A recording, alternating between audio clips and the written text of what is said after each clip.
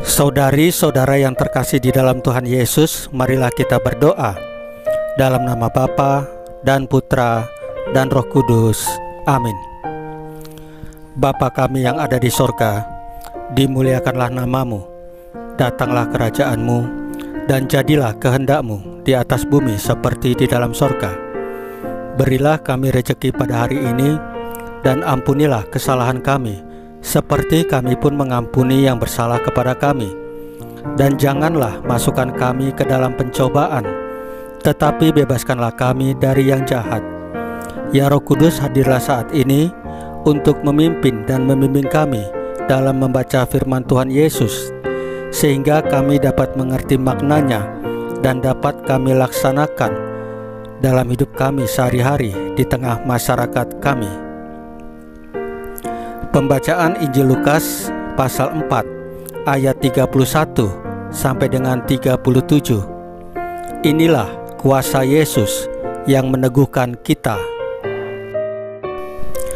Kemudian Yesus pergi ke Kapernaum, sebuah kota di Galilea, lalu mengajar di situ pada hari-hari Sabat. Mereka takjub mendengar pengajarannya, sebab perkataannya penuh kuasa.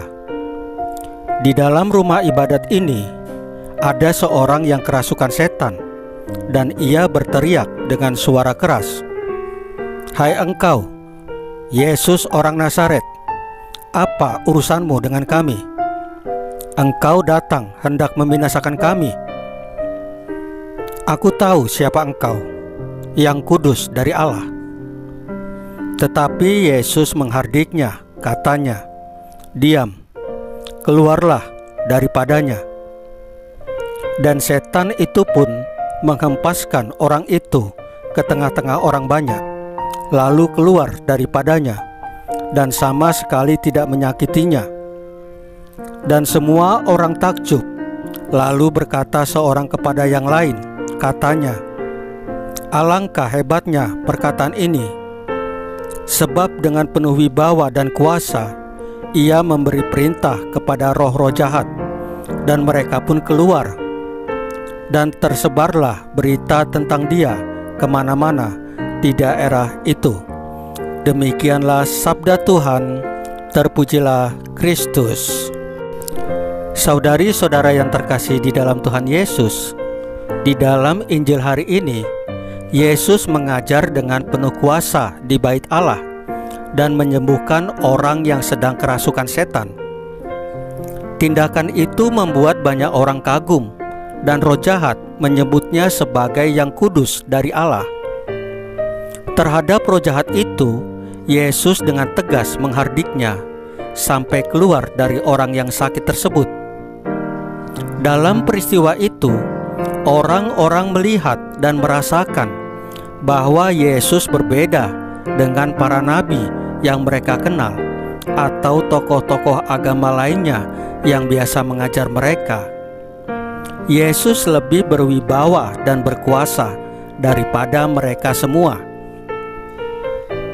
Firman Tuhan pada hari ini semakin meneguhkan iman dan kepercayaan kita akan kuasa Allah dalam diri Yesus.